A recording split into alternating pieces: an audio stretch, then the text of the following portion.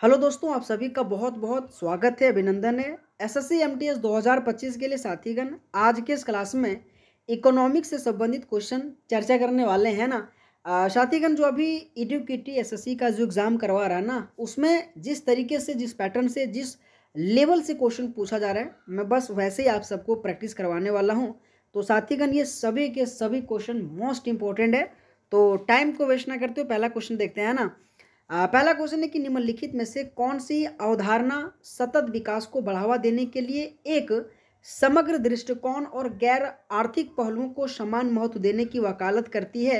साथीगण, ये क्वेश्चन बड़ा बेहतरीन वाला है ना, और आपके एसएससी में ये बहुत बार क्वेश्चन पूछा भी गया है ना। तो साथीगण, याद रखनी, सकल राष्ट्रीय खुशी जो इस क्वेश्चन का राइट आंसर आ जाएगा। और अक्सर इसी तरीके से आपके एग्जाम में इकोनॉमिक्स से संबंधित क्वेश्चन साथीगण पूछा जाता है ना। अगर मैं अगला क्वेश्चन की बात करूं कि राजस्व प्राप्ति और नॉन डेटा कैपिटल रिसीट्स के योग और कुल व्यय के बीच के अंतर को क्या कहा जाता है। साथीगण, अगर आपको इस तरीके से क्वेश्चन नहीं आता है ना, तो बस अपना धैर्य को बना के रखिएगा।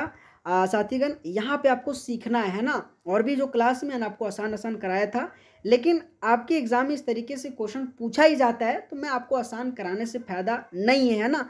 तो रियलिटी जो है मैं आपको दे रहा हूँ, तो आप सभी को साथीगण याद रखनी है, ठीक है। राजकोषीय घाटा इस क्वेश्चन का राइट आंसर आ जाएगा, जो बहुत इंपॉर्टेंट है। आपके कुल व्यय के बीच के अंतर को साथीगण राजकोषीय घाटा के रूप में जाना जाता है। बहुत बढ़िया क्वेश्चन है, याद रखिएगा, है ना। इसी के साथ अगर मैं अगला क्वेश्चन की बात करूं कि real time growth settlement RTGS के माध्यम से न्यूनतम कितनी राशि ट्रांसफर की जाती है। आपके एग्जाम में बैंक से संबंधित आरटीजीएस, उसी के साथ एनपीसीआई, ये इन सभी का फुल फॉर्म, इनसे संबंधित मैक्सिमम मिनिमम कितनी राशि ट्रांसफ़र किया जाता है, ये अक्सर क्वेश्चन पूछा जाता है, ठीक है। अगर मैं कहूँ आरटीजीएस का real time growth settlement full form याद रखिएगा। एनपीसीआई का अगर मैं बात करूँ तो national payment corporation of India, तो ये भी पॉइंट याद रखिएगा। लेकिन अगर मैं इस क्वेश्चन का आंसर की बात करूँ तो 2 लाख आ जाएगा, है ना। बहुत इंपॉर्टेंट क्वेश्चन है साथीगण, याद रखिएगा।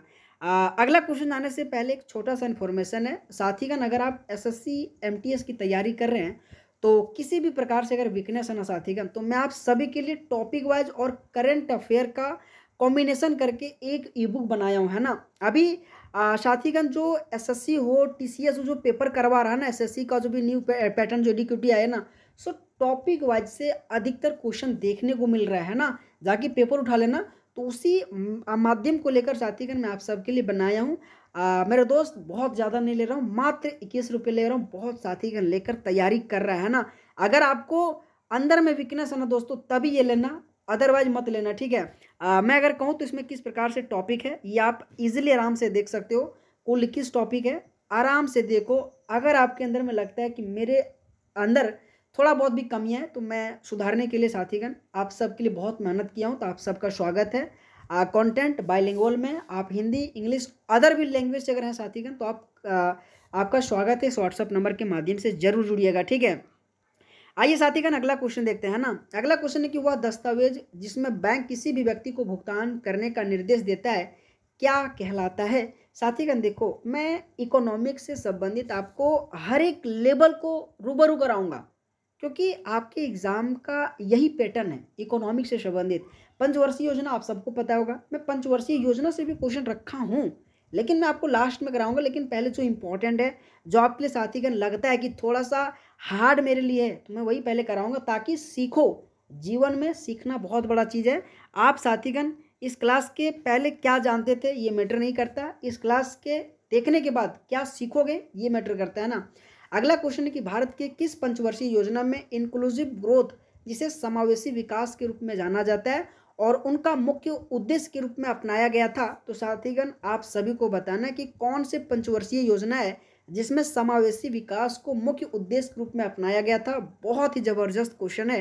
तो साथीगण, 11वां पंचवर्षीय योजना आ जाएगा।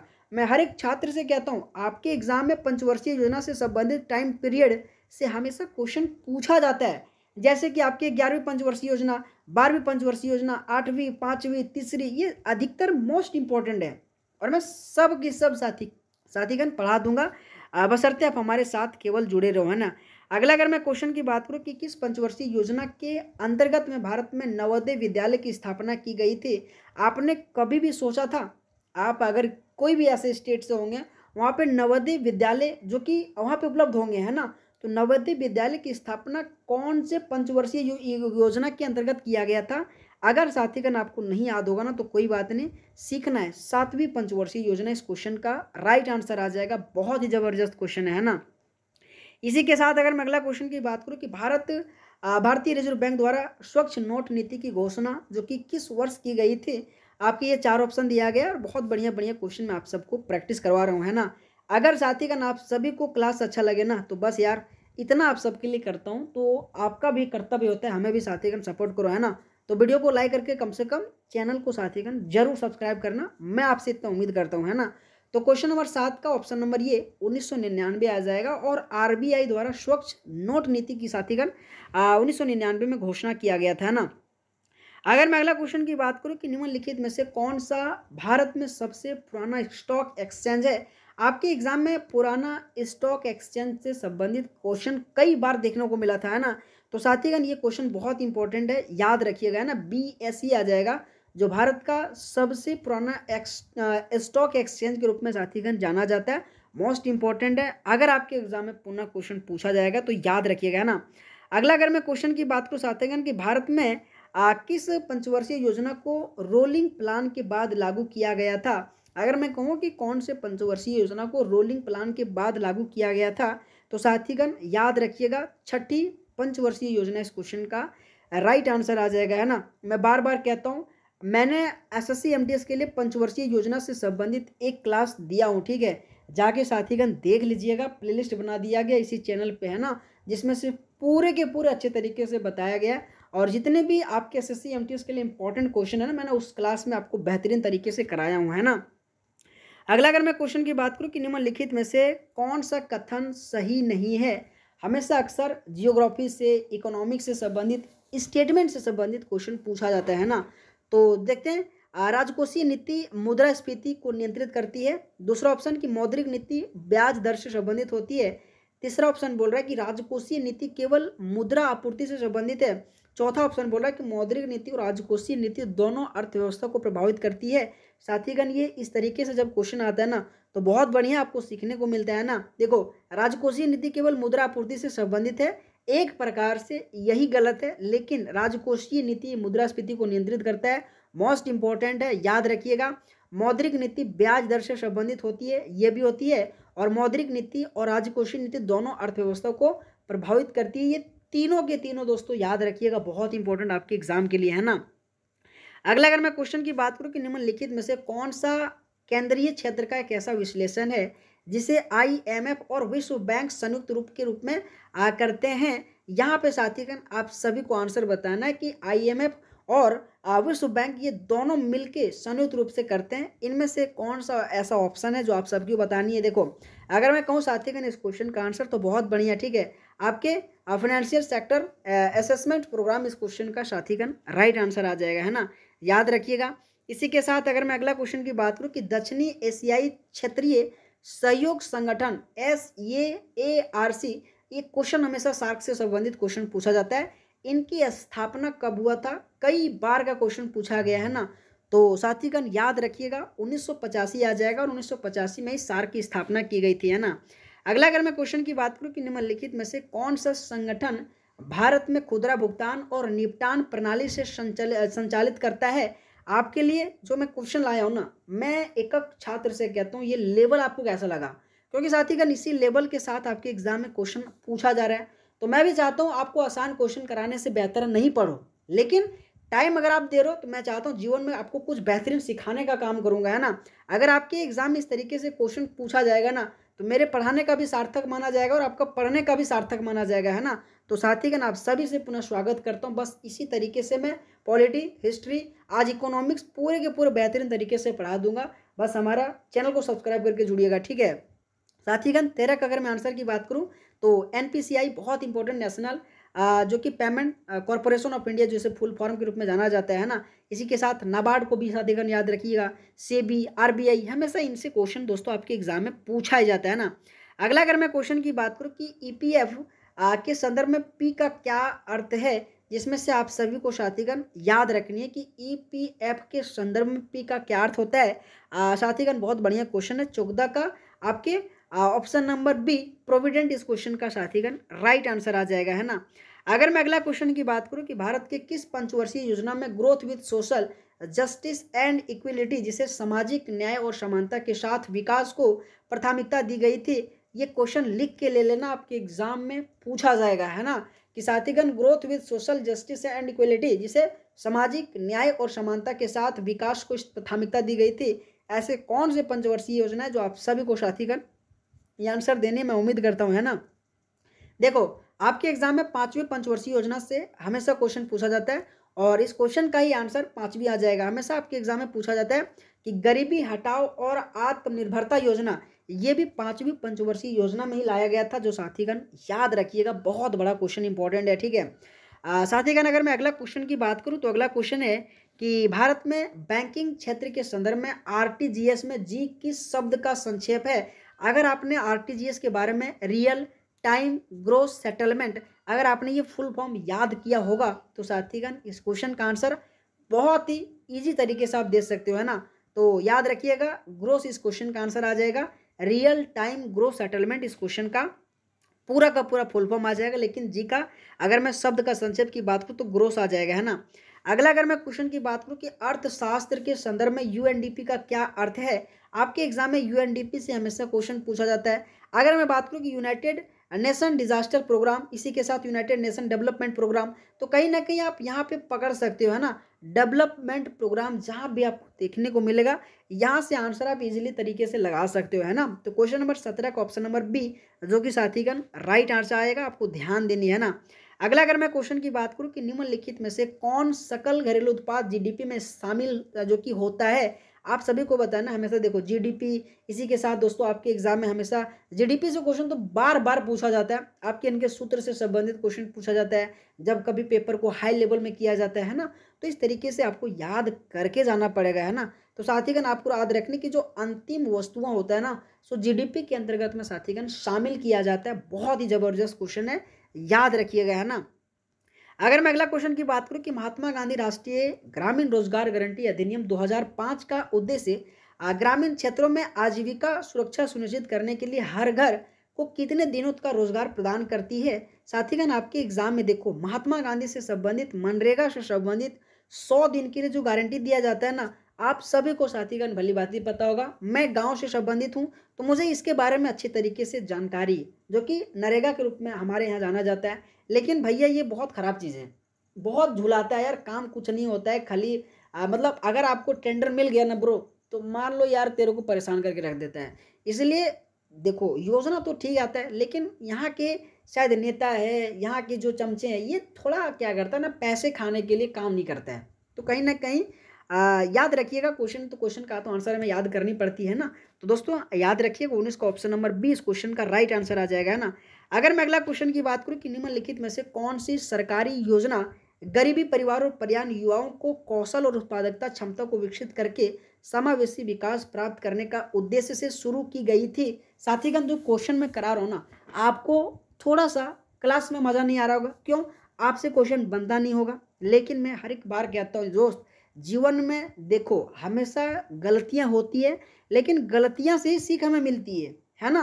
तो बस कोई नहीं जानते हैं कोई बात नहीं, पढ़ो, है ना। और मैं पुनः कह रहा हूँ इस क्लास का अगर आपको पीडीएफ चाहिए ना, तो जो एग्जाम जो मैगलेट टेलीग्राम चैनल है वहाँ पे जुड़िएगा, मैं इस क्लास का पीडीएफ अपलोड कर दूंगा, है ना। साथीगण टेलीग्राम चैनल में जुड़िएगा, मैं पीडीएफ अपलोड कर दूंगा। अगर मैं क्वेश्चन नंबर 20 की बात करूँ कि सरकारी योजना जिससे कि गरीब परिवारों को ग्रामीण युवाओं को कौशल उत्पादकता क्षमता को विकसित करके समावेशी विकास प्राप्त करने का मुख्य उद्देश्य जो कि शुरू किया गया था, साथीगण याद रखिएगा आपके दीनदयाल उपाध्याय ग्रामीण कौशल योजना बहुत ही ज़्यादा इंपॉर्टेंट है। हमेशा दीनदयाल उपाध्याय ग्रामीण कौशल योजना से संबंधित क्वेश्चन पूछा जाता है ना। साथीगण मैं एक बार पुनः कह रहा हूँ, ये क्वेश्चन जो मैं करा रहा हूँ ना, और ये यहाँ पे जो मैं ई बुक में क्वेश्चन डाला हूँ ना, बहुत बेहतरीन क्वेश्चन है। आपके जो एग्जाम अभी करा रहा है ना, बेहतरीन लेवल का क्वेश्चन करा रहा है और बेहतरीन तरीके से मैं अभी आपको क्वेश्चन दिया हूँ, है ना। तो देखो दोस्त, आपके अंदर में क्या कमी है, क्या वीकनेस है, आपको पता होगा, है ना। ये सभी के सभी टॉपिक बहुत ज़्यादा इंपॉर्टेंट है, इससे अक्सर हमेशा एग्जाम में क्वेश्चन पूछा जाता है। तो साथीगण बहुत साथीगण लेकर बहुत बढ़िया तरीके से तैयारी कर रहा है ना। अगर आप साथीगण नहीं लिए ना, तो मैं एक बार कह रहा हूँ यार, जीवन में देखो टाइम निकल जाएगा ना तो पछताने को केवल कुछ नहीं मिलेगा, केवल पछताने का रहेगा। इसलिए कह रहा हूँ आप सबके लिए, मैं चाहता हूँ कि नहीं, इसको 51 भी रखता हूँ तो लोग लेता है, लेकिन भैया 21 ही रख रहा हूँ, ठीक है। पढ़ो, लेके पढ़ो यार।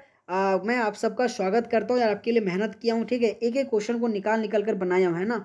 तो साथीगण कुल 21 टॉपिक है, हर एक टॉपिक को साथीगण बहुत ही सिस्टमैटिक तरीके से अरेंज किया हूँ, है ना। अच्छा, अगर मैं कहूँ बाइलिंगुअल फॉर्मेट में बनाया हूँ, हिंदी इंग्लिश दोनों लैंग्वेज से आप आराम से पढ़ सकते हो, है ना। तो आप सभी का स्वागत है। अब की बार SSC MTS पर इस व्हाट्सएप नंबर के माध्यम से जरूर जुड़िएगा, आप सभी का स्वागत करता हूँ, है ना। अगला अगर मैं क्वेश्चन की बात करूँ कि सिडबी का पूर्ण रूप क्या है, हमेशा आपके एग्जाम में बैंक से संबंधित इकोनॉमिक्स में क्वेश्चन पूछा जाता है ना। तो सिडबी अगर मैं फुल फॉर्म की बात करूँ साथीगण, तो small industry development bank of India, इस क्वेश्चन का राइट आंसर आ जाएगा ऑप्शन नंबर 20, क्वेश्चन का सही जवाब आएगा, है ना। अगला अगर मैं क्वेश्चन की बात करूँ कि भारत सरकार का कौन सा विभाग न्यूनतम समर्थन मूल्य MSP की घोषणा करता है। साथीगण MSP से संबंधित आपके एग्जाम में हमेशा क्वेश्चन पूछा जाता है ना, जिसमें से आपके 4 ऑप्शन दिया गया। और अगर मैं बात करूँ साथीगण इस क्वेश्चन का आंसर की बात करूँ तो ऑप्शन नंबर बी आ जाएगा, कृषि और सहकारिता विभाग आ जाएगा, और इन्हीं के द्वारा न्यूनतम समर्थक मूल्य की घोषणा किया जाता है। साथीगण याद रखिएगा, आपके एग्जाम में MSP से हमेशा अक्सर क्वेश्चन पूछा जाता है ना। अगर मैं अगला क्वेश्चन की बात करूं कि निम्नलिखित में से कौन भारतीय रिजर्व बैंक की मौद्रिक नीति का एक साधन नहीं है। हमेशा बार बार मैं कहता हूं RBI द्वारा मौद्रिक नीति जारी किया जाता है, पहला पॉइंट। अगर मैं कहूं तो 1934 में जो कि RBI का एक्ट आया था, 1935 में RBI की स्टैब्लिश्ड हुआ था, है ना। अच्छा, अगर मैं कहूँ कि जब RBI जब शुरुआती पूंजी में आया था तो कितने रुपये के साथ आया था, 5 करोड़ रुपये के साथ आया था। बहुत बार क्वेश्चन पूछा जाता है। RBI की अगर मैं राष्ट्रीयकरण की बात करूँ तो 1949 में हुआ था, है ना। लेकिन अगर मैं कहूँ कि मौद्रिक नीति का एक इनमें से कौन सा साधन नहीं है, साथीगण याद रखिएगा जो GST है ना, एक प्रकार से मौद्रिक नीति का साधन नहीं, जिसमें से रेपो दर, आपके CRR जिसे नगद आरक्षित अनुपात कहते हैं, और खुला बाजार संचालन, ये तीनों के तीनों मौद्रिक नीति के अंतर्गत में आता है, लेकिन GST मौद्रिक नीति के अंतर्गत में नहीं आता है ना। अगला अगर मैं क्वेश्चन की बात करूं साथीगण कि 1951 में शुरू की गई भारत की पहली पंचवर्षीय योजना निम्नलिखित में से किस आर्थिक मॉडल पे आधारित था। हमेशा मॉडल पे आधारित कौन से पंचवर्षीय योजना क्वेश्चन पूछा जाता है। अगर मैं कहूँ PC महालनोबिस मॉडल आपके दूसरी पंचवर्षीय योजना पे आधारित था, है ना। अगर मैं बात करूँ पहली पंचवर्षीय योजना आपकी हैरोडोमर मॉडल आ जाएगा। अच्छा, अगर मैं बात करूँ गार्गिल जो मॉडल है ना, सो आपके 4th पंचवर्षीय योजना पे आधारित था। तो ये सभी के सभी छोटे छोटे पॉइंट याद रखिएगा। क्वेश्चन नंबर 24 का अगर मैं आंसर की बात करूँ तो साथीगण ऑप्शन नंबर ये जो कि राइट आंसर आ जाएगा, है ना। अगर मैं अगला क्वेश्चन की बात करूँ कि किस योजना के दौरान भारत में हरित क्रांति जिसे ग्रीन रेवोल्यूशन कहा जाता है और इनका शुभारंभ कब हुआ था। देखो, अगर मैं बात करूँ एग्जैक्ट की ना तो 1960 के अंतर्गत में दोस्तों आप यहाँ से रिलेट करके आंसर दे सकते हैं ना। तो देखो 1951 से 56, 56 से 61, तो यहाँ दूसरी आ गया। लेकिन अगर मैं इस क्वेश्चन का आंसर की बात करूँ साथीगण, तीसरी पंचवर्षीय योजना आ जाएगा ना, जो 1965 के आसपास साथीगण हरित क्रांति के रूप में जाना जाता है। तो याद रखिएगा तीसरी पंचवर्षीय योजना इस क्वेश्चन का राइट आंसर आ जाएगा, है ना। अगला अगर मैं क्वेश्चन की बात करूँ कि गरीबी हटाओ रोजगार बढ़ाओ का नारा किस पंचवर्षीय योजना से जुड़ा हुआ था। मैं बार बार कहता हूँ आपके एग्जाम में हमेशा गरीबी हटाओ और रोजगार दो, जिसके कारण से क्वेश्चन पूछा जाता है साथीगण 5वीं पंचवर्षीय योजना इस क्वेश्चन का राइट आंसर आ जाएगा। बहुत बेहतरीन ये क्वेश्चन है साथीगण, आप सभी को याद रखनी है ना।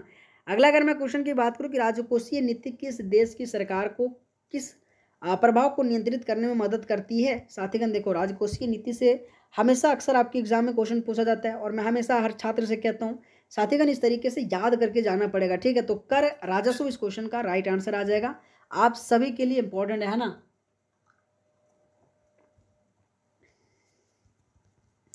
क्वेश्चन नंबर 27 का ऑप्शन नंबर बी जो कि राइट आंसर आ जाएगा, है ना। अगला क्वेश्चन है साथीगण कि RBI का जो राष्ट्रीयकरण निम्न में से कौन से वर्ष हुआ था। मैंने आपको साथीगण बता चुका हूं, है ना। RBI से संबंधित राष्ट्रीयकरण 1949 में हुआ था। बहुत इजी क्वेश्चन है, आप सभी को साथीगण पहले से ही पता होगा, मैं उम्मीद करता हूँ, है ना।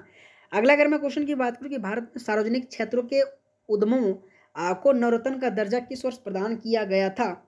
अगर मैं कहूँ कि नवरत्न का जो दर्जा है ना, उसको किस वर्ष प्रदान किया गया था, तो साथीगण क्वेश्चन नंबर 29 का बहुत बेहतरीन क्वेश्चन है, 1997 इस क्वेश्चन का राइट आंसर आ जाएगा। अगला अगर मैं क्वेश्चन की बात करूँ कि भारत में पहली बार न्यूनतम समर्थक मूल्य MSP किस फसल के लिए घोषित किया गया था। मैंने साथीगण एमएसपी के बारे में बार बार कह रहा हूँ, याद रखिएगा। अगर मैं कहूँ गेहूँ, धान, गन्ना, जो ये चारों ऑप्शन है और चारों के चारों बेहतरीन है, जिसमें से गेहूँ इस क्वेश्चन का राइट आंसर आ जाएगा, है ना।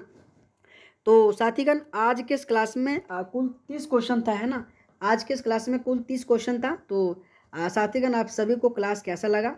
अगर आप सभी को क्लास अच्छा लगा होगा तो साथीगण वीडियो को लाइक करके चैनल को जरूर सब्सक्राइब करना। और ये कंटेंट है, अगर आपके लिए मैंडेटरी है तो आप सबका स्वागत है, जरूर जुड़िएगा। मैं पुनः कह रहा हूँ दोस्तों, ये क्वेश्चन पूरे के पूरे बाइलिंगुअल फॉर्मेट में दिया गया है। तो साथीगण इस क्लास का पीडीएफ तो मैं अपलोड कर ही दूंगा, टेलीग्राम में जुड़िएगा, है ना। तो स्वागत है दोस्तों, आप सबका बहुत बहुत धन्यवाद है। लेकिन यार कम से कम एक बार तो सब्सक्राइब करके जाओ, ठीक है, ताकि और भी इस तरह से अगर मैं क्लास अपलोड करूँगा तो आपके साथ साथीगण नोटिफिकेशन जाए, आप इजीली दोस्त एसएससी एमटीएस के लिए बहुत बढ़िया तरीके से याद करके जाओगे, है ना। तो स्वागत है दोस्तों, बहुत बहुत धन्यवाद आप सबका।